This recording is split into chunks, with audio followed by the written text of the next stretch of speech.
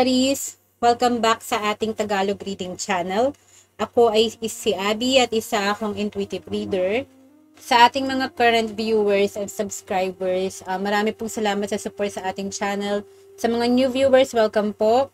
As you know, hindi tayo nakagawa ng reading natin last month because nagkaroon po ako ng medication, no? So, please pray for me until now I'm on medication.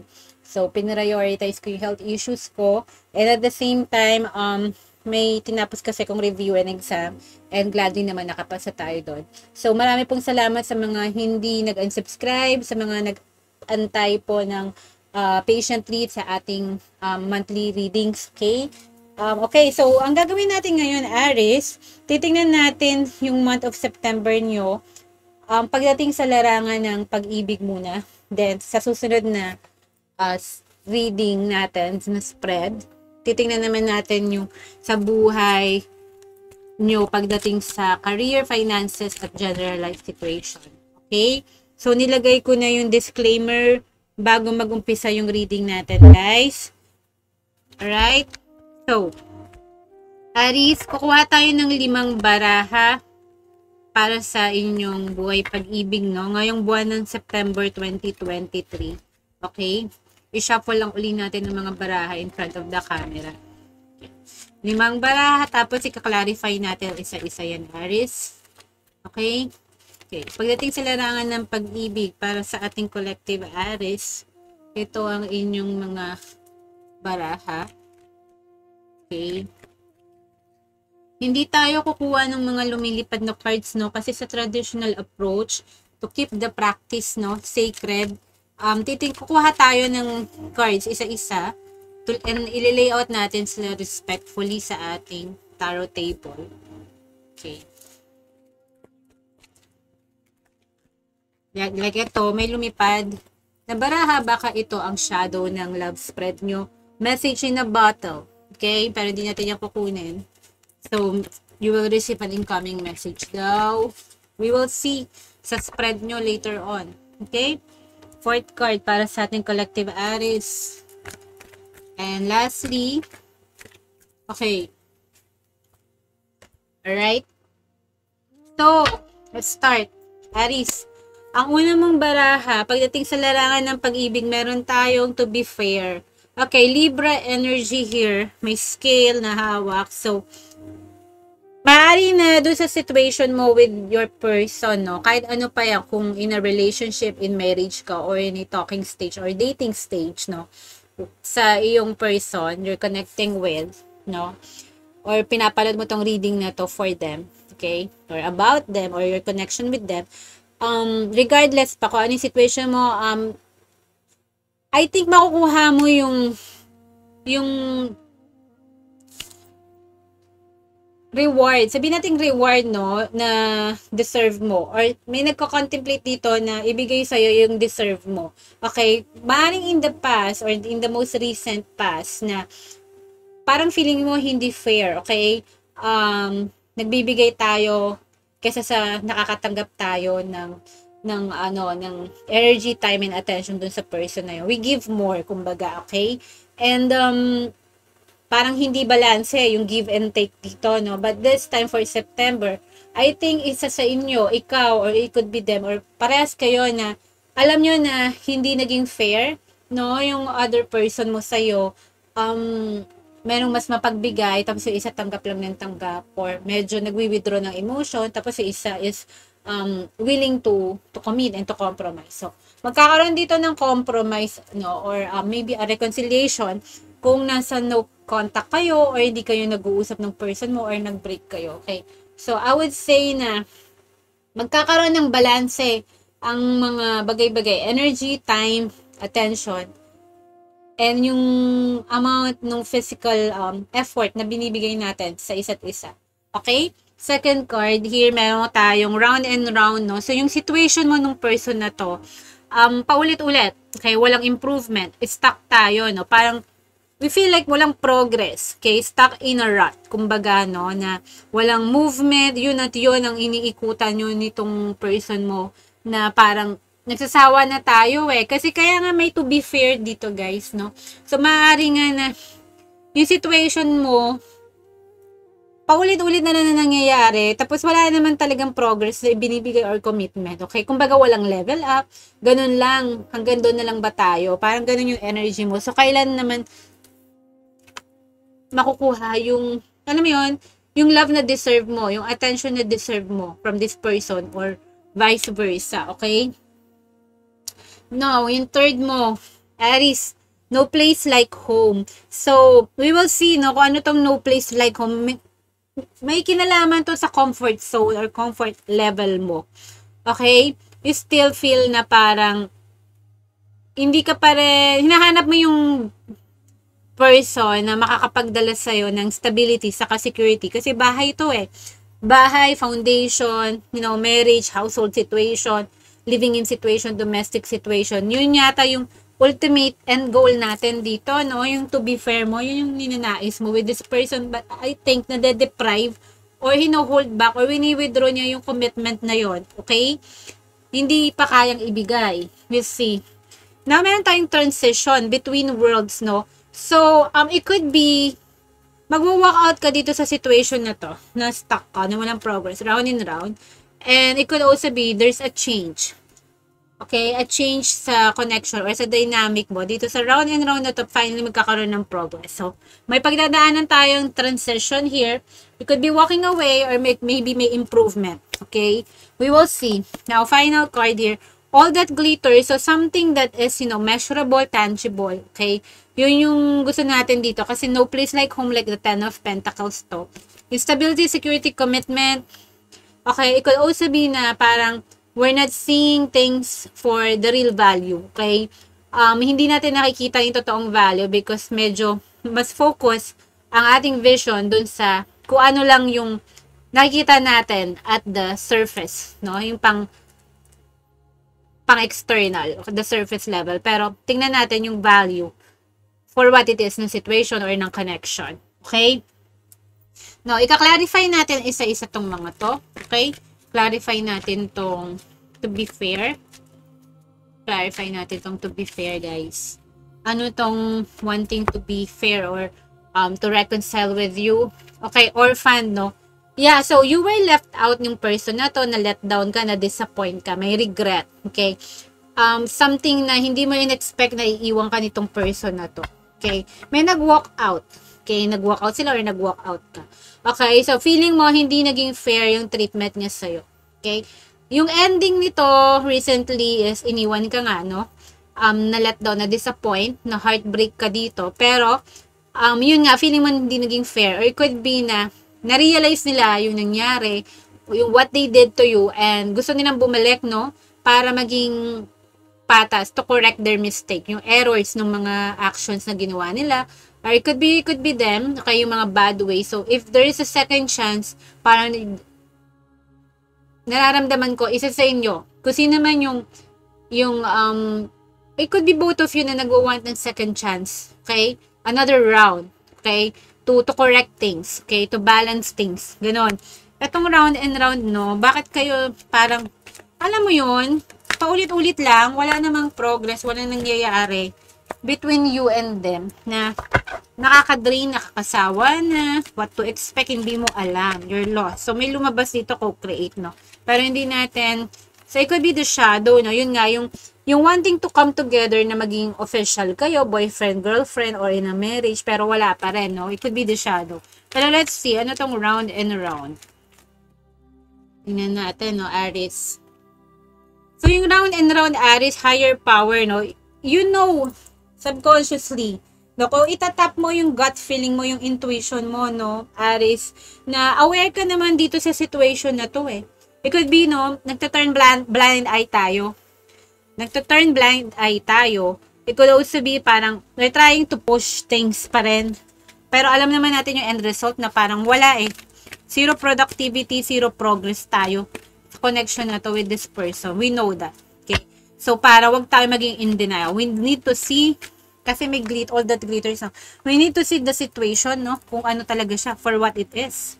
Okay? Okay, ano tong no place like home?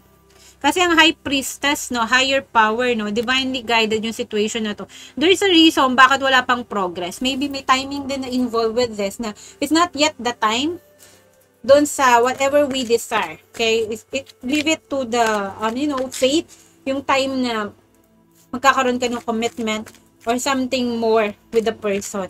Right now, it's not yet the time na maybe magkaroon kayo ng something more ng person mo, ng commitment. Ano tong no place like home na dinidesire mo? Yung comfortability level mo, yung stability and commitment, thinker, no? So, may nag-iisip dito, may nagpaplano. So, I said na it could be na hindi ready yung person mo right now to commit. Okay, because for them, yung commitment is something na kailangan nilang planuhin, hindi minamadali. Okay, that's why siguro wala ring progress, Aries. Okay, yung home na to, yung marriage, or yung living in situation, or coming together as a boyfriend and girlfriend, no, to make it official, for them, no, yung relationship is something na pinag-iisipang maigi. It could be them, pinaplano, hindi basta-basta, alam mo yon, na hindi sila yung tipo na into whirlwind romance, or, ganun sila. Okay, ganun lang talaga yung tao na to. They take siguro yung commitment or relationship ng seriously.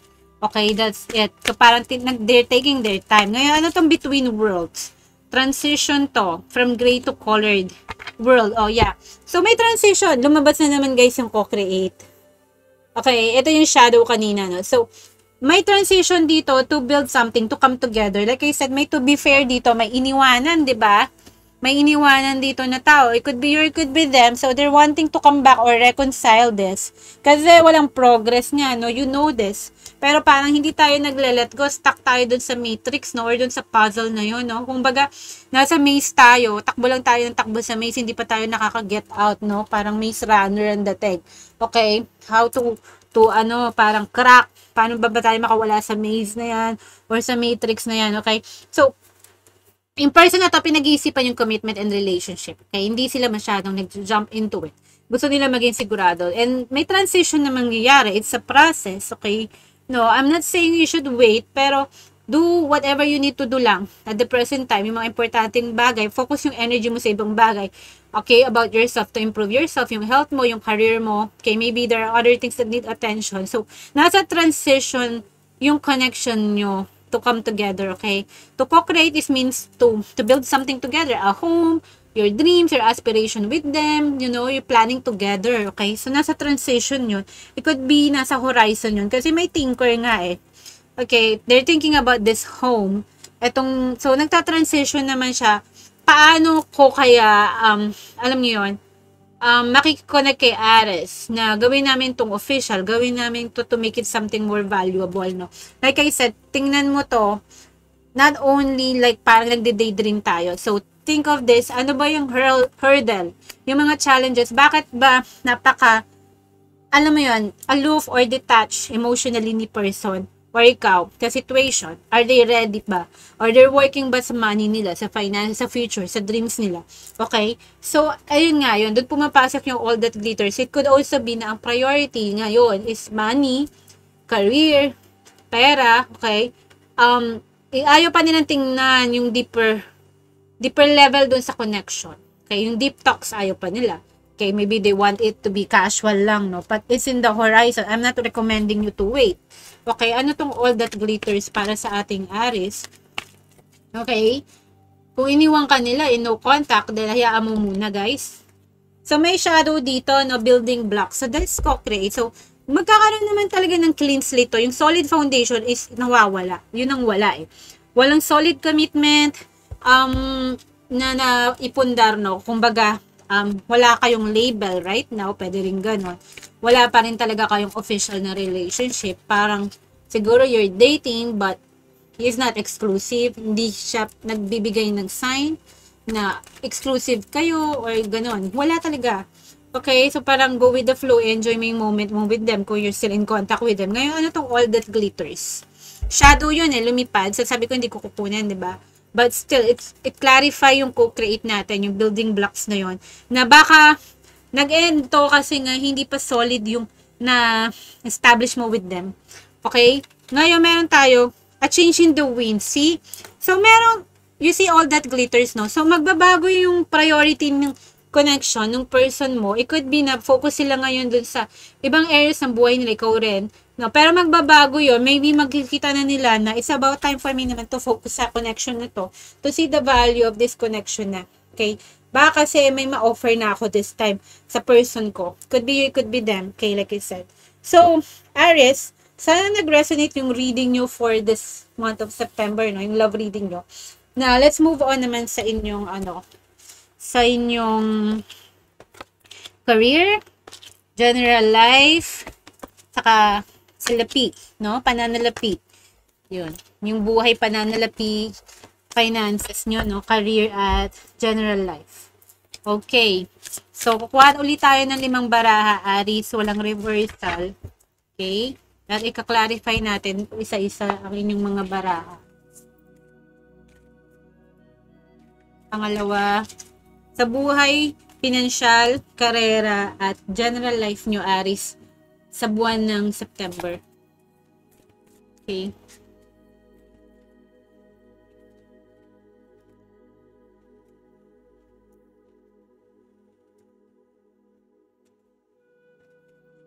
Let's see.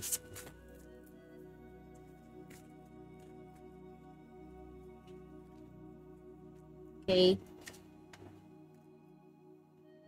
And last card. General life situation mo, kasama nandito yung career mo at pananalapi, okay? And maybe love life din for extended reading. So, unang baraha, Aries, meron tayong Knight of Cups, empathy. So, may person na darating sa'yo, no? Express nila that they still care about you, they care about you. It could be an old or new person. Or it could also be, sa general situation mo, no? Kung may pinagdadaanan ka, may mga tao na mag-o-offer, mag-express ng love and concern sa'yo. Okay, but ideally, sa traditional tarot kasi, ang Knight of Cups sa love offer, okay, or a new love interest or a love interest, could be an old or new energy. Okay? Second card, Aries, no? Meron tayong 9 of Pentacles rewards. Okay? So, sa career mo, Aries, I think mag-i-improve. Sa finances mo, mag-i-improve. Kasi, ang 9 of Pentacles is someone na, no? Sabihin natin, single. Okay? And, abundant. Okay?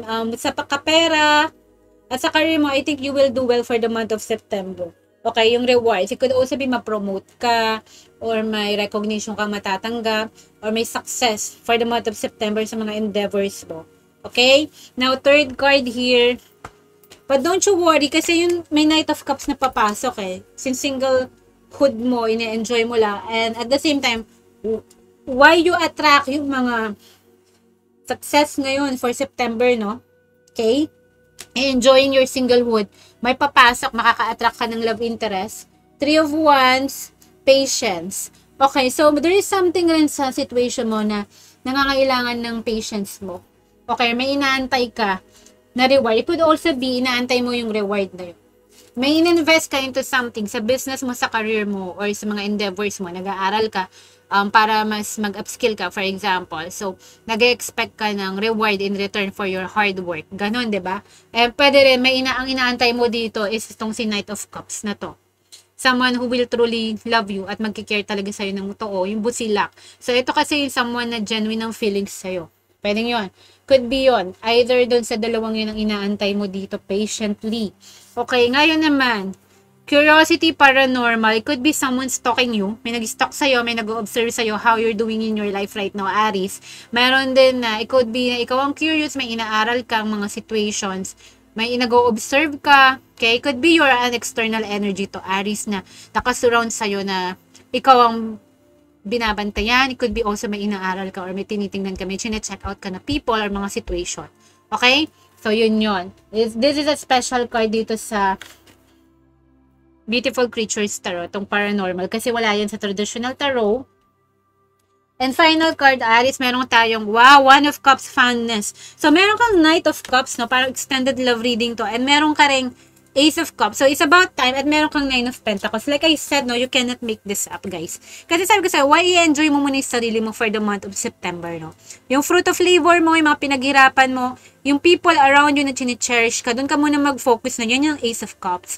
And then, ang Ace of Cups also could be a love offer. Someone's coming in na si Knight of Cups na may dalang Ace of Cups. So, it could be, at that moment na busy ka sa pagiging single, just, alam mo yun, doing you, okay? May papasok, may ma-attract sa vibration mo, yung person na to.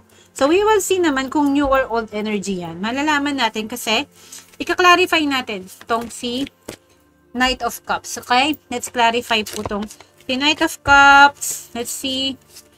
Pick up tayo ng isang clarifier dito kay Knight of Cups mo. So, si Knight of Cups ang sabi, 10 of Swords finality. So, may ending na nangyari with this person.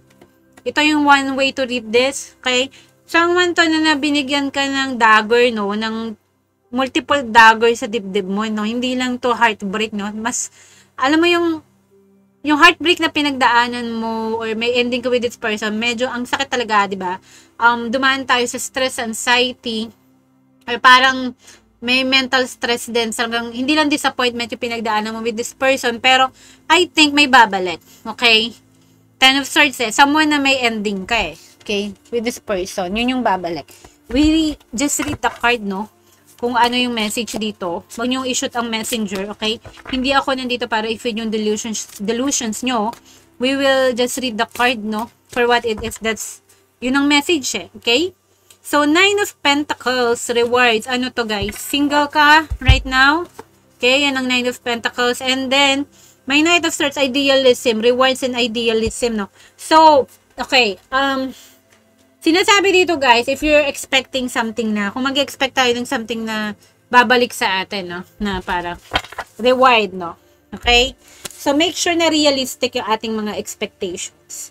Okay? Sa mga bagay na pinaglaanan nyo ng panahon, ng oras, ng energy, at ng mga effort. Okay? Kahit sa pera yan. Kunwari, nag-invest tayo sa pera. No? So, may business venture ka rin na pinag-investan. May, alam mo, may purchases ka or nag-release ka ng pera into something na venture. Sa career mo din, may pinaglaanan tayo na panahon at oras, no? Sa pagtatrabaho, naging hardworking tayo, no? At sa buhay in general, no, yung mga pagpapagal natin, yung paghihirap natin sa mga responsibilidad natin. Okay? So, just be sure na yung expectations natin din, na may babalik sa atin, medyo realistic. Huwag tayo maging idealistic. Okay? Let's say, you put into something, no? You put your energy into something. Yun.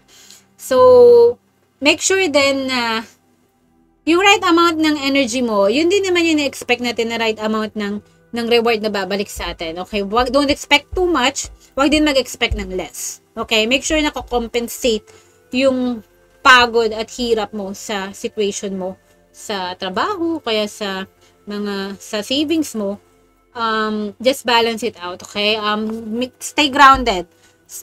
Stay grounded, stay practical. Okay? Yun yung sinasabi dito. Okay? Ang Knight of Swords could also be parang messenger to, no? Okay? Pwede siya na magsabi ng empty promises and, you know, yung mga, just to lure you, no, dun sa reward, okay? So, may pagka-idealistic yung offer, no? Something na parang hindi ka panipaniwala, too good to be true, kumbaga, or yung mga, something involved sa pera mo rin, be careful, no? Baka maganda pakinggan, maganda tingnan, no? Pag kinuwento nila, no? Pero, just be cautious also. This could be a warning. Okay? Now, ano tong patience, no? Na maging patient daw tayo sa buwan ng September, Aries, no? Ang sabi dito, the Empress, creativity. Yun. So, may mga bagay ka na inumpisahan. Okay? Na gusto mo agad mag-grow. Or baka nagra-rush tayo na makakuha ng something ng reward dito, no? So, pwede idealistic nga tayo kasi may creativity. Lumabas si Empress, Aries energy daw to, ang Empress sa traditional tarot, pero binabasa ko rin to as a Libra energy kasi ito ang embodiment ng lahat ng mga reyna sa tarot, and pentacles sa pera, sa pag-ibig, sa mind, and sa desire mo, no? So, patient, you have to be patient sa reward, okay? And, yung all that glitters na lumabas kanina sa sa love mo rin, no, you have to be realistic and patient din. Kung may ideal person tayo, no, see them for who they are, okay? Huwag tayong parang magde-daydream na ito yung ideal person ko kasi may mga checklist tayo tapos hindi naman na-fulfill ng person, no? Parang naba-blindside tayo or hindi natin nakikita. So, pagdating sa what you deserve, it could be may person na they will try to lure you, okay? So, be careful lang din, no? So, see it on a practical way, okay? Not kung realistic ba yung ibibigay nila, okay? Now, ano tong curiosity? Aries. Para sa September, 3 of Pentacles Mastership. So, may, wow, okay, this is sa work mo to or sa pera, no? So, collaboration. Working together with people. Okay? But still, you have to, itong mastership na to, kung whatever it is, sa trabaho mo man to, in a group setting, sa mga business opportunities, may partnership or something like that, no? Okay, yung mastership na to, mag-uumpisa siya. Diba, gusto mong, may ano to may iumpisahan kang project, kailangan mong makipagtrabaho sa iba, kailangan mong araling maigi, okay? So, mag-uumpisa to sa curiosity, okay? And eventually, I think na yung whatever na, alam mo, yung mamamaster mo, matututunan mo, ma-acquire mo ng knowledge and skills and expertise, no? Mag-uumpisa yan sa curiosity lang. Baka nahikayat ka lang, uy, alika, gusto ba i-try sideline sa ganitong trabaho, kaya gusto mo ba mag-invest sa stock market? For example, mag-umpisa lang sa curiosity and eventually may chance na mag-grow o mag-boom, okay? So, sinasabi nga nito, tong Empress na to, yung creativity na to, no? You just have to be patient, no? Kasi it takes time, itong gagawin mo na itong magbo-boom na to, mag-nurture, mag-grow na to, kailangan ng patience, saka mag-umpisa sa something small lang, na curious ka lang. Okay, tapos yung reward na yan, no, be realistic din. Huwag tayong mag-expect ng something na, baka magkakaroon nga ng reward, pero it's not, parang hindi naman ganun pa ka big time sa umpisa, no? Pero, di ba, ganun naman talaga, lahat nag-uumpisa sa baby steps. So, baka nag-expect tayo na, kunwari nag-start ka ng, gusto mong maging vlogger, nag-expect ka agad na marami kang followers, okay? So, hindi ganon. Okay? It will start on baby steps, okay? So, maging realistic tayo sa ating mga expectations, okay? Or something na pinag-iisipan or pinaplano natin. Kasi ang swords are the brain, no? Yung communication, also yung intelligence mo, okay? So, make sure na it's realistic, no? Huwag tayo masyadong idealistic, kumbaga, okay? It's maganda rin maging realistic tayo sa mga bagay-bagay, sa ating mga buhay. Okay, ngayon ano tong Ace of Cups? Okay? Tingnan natin to. So, sinasabi dito, enjoy mo muna yung pagiging single mo. Mag-focus ka sa career mo, sa pera. And, mahalin mo yung sarili mo. That's how you attract the person. Kasi pag nasa good vibration ka, ma-attract mo yung right person kasi magmamatch kayo ng energy ng person mo. The Emperor, sovereignty. So, ayun nga. So, for the time being, may Empress ka and Emperor, no? So, ang Empress and Emperor, nagko-complement ng energy yan, no? Feminine and masculine energy, no? Both parehas naman ng intention. So, Emperor, leader. So, you will be a leader, no? On your own for the month of September sa mga bagay-bagay. Kasi may singlehood energy tayo dito, no? Na parang, ang focus mo ngayon is yung sarili mo. Okay? For September, Aries, okay, you're taking care of your heart. Nakita mo to, yung puso niya malapit sa dibdib niya. So, wala ka namang problema maging single, no? And at the same time, that's how you will attract tong Knight of Cups taka tong Emperor. Pwede rin ganun. Itong Emperor na to, someone na mature, someone na reliable. Okay? Na someone na nag-grow up. Kung past person to, nag-mature sila, nagbabago sila. If it's a new person, pero I feel like it's an old energy kasi may finality ka dito kay Knight of Cups. Could also be dalawang tao. Pero isang younger energy, merong isang older energy here na reliable, na mabibigay sa'yo lahat. Yung stability, security, commitment na hinahanap mo kayang ibigay ni Emperor. Okay? It could be a new love interest kasi itong si Ace of Cups. It could also be itong si Knight of Cups naman. Yung ex mo, past lover. Okay? Pero sa larangan naman ng pera mo and karera, I think magsasoar. Magsasoar yung mga dreams, aspirations mo. Okay, dito mag-umpisa for the month of September. Okay, basta continue lang on taking care of yourself muna. Okay? Continue on your healing, on your improvement. Okay, Aries? So, sana nag-resonate yung reading you for the month of September, no guys? I appreciate your support on the Tagalog Reading Channel. Take care, Aries. God bless. Mahal ko kayo. Aries, bye!